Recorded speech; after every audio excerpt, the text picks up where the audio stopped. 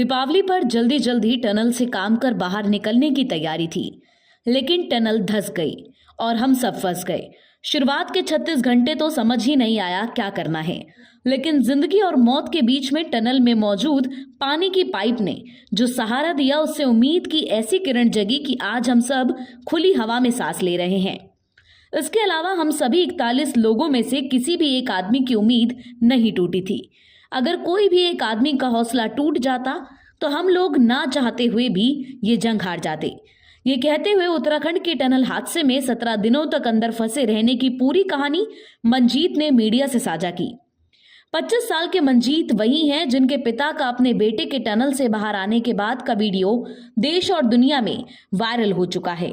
मंजीत बताते हैं कि 11 तारीख को जब वह काम करने गए तो उनके साथ सभी लोगों ने यही तय किया कि वापस आकर कुछ दिए और मोमबत्तियां खरीदेंगे। इसके अलावा कुछ पटाखों का इंतजाम करके दीपावली का जश्न मनाएंगे। लेकिन होने को तो कुछ और ही मंजूर था। काम चल रहा था और अचानक बड़ी तेज सी आवाज आई और टनल का एक हिस्सा पूरी तरीके से धंस कर गिर चुका था।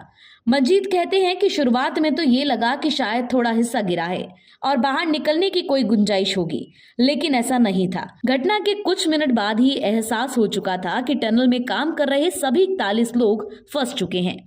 उसके बाद शुरुआत में तो बहुत डर लगा कि आखिर क्या होगा। वो कहते हैं ना कि सभी लोगों के दिमाग में उनके घर, परिवार और बच्चों की तस्वीर एक रील की तरह चलने लगी। घटना के बाद उनके पास अंदर जितने उपकरण थे उससे मलबा हटाने की कोशिश भी की, लेकिन उससे कुछ भी संभव नहीं था। अचानक उनकी टीम के लोगों ने देखा कि एक पानी का पाइप है जो टनल के आर पार जाता है।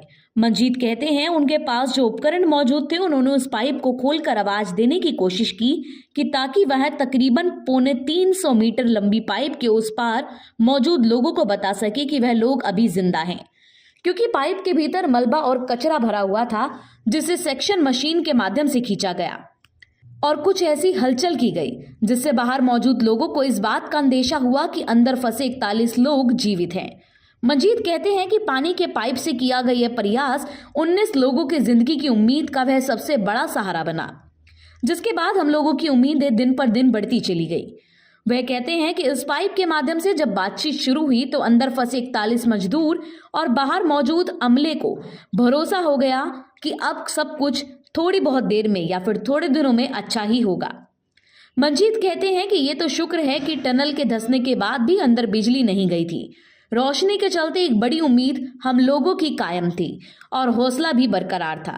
पहली बार इस पाइप के माध्यम से खाने पीने का सामान भेजा गया। उसके बाद 6 इंच पाइप को मलबे के बीच से निकालकर हम लोगों तक पहुंचाया गया। यहाँ मौजूद लोगों के मोबाइल को चार्ज करने के लिए व्यवस्था की गई ताकि हम लोग कुछ एंटरटेनमेंट भी कर सकें। वह बताते हैं कि उनके पास लगातार बाहर से सूचनाएं आ रही थी कि पाइप 5 मीटर, 4 मीटर और 2 मीटर की दूरी तक पहुंच चुका है। एक वक्त ऐसा आया जब उन लोगों को बाहर निकालने का पाइप पूरी तरीके से उनके सामने था और इसे देखकर वहां मौजूद सभी 41 लोग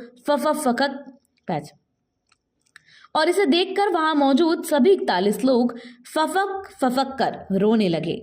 ये आंसू खुशियों के थे, क्योंकि दुनिया के सबसे बड़े टनल रेस्क्यू ऑपरेशन की जंग जीत ली गई थी। मंजीत कहते हैं कि वे अभी अस्पताल में हैं और पूरी तरह फिट हैं। उनका कहना है कि थोड़े दिन बाद वह एक बार फिर से अपनी जिंदगी को आगे बढ़ाने के लिए मेहनत करना शुरू करेंगे और फिर से काम करेंगे।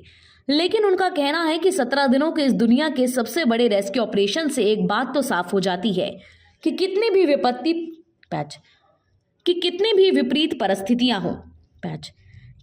विपरीत परिस्थितियां हो, इंसान को उम्मीद नहीं छोड़नी चाहिए।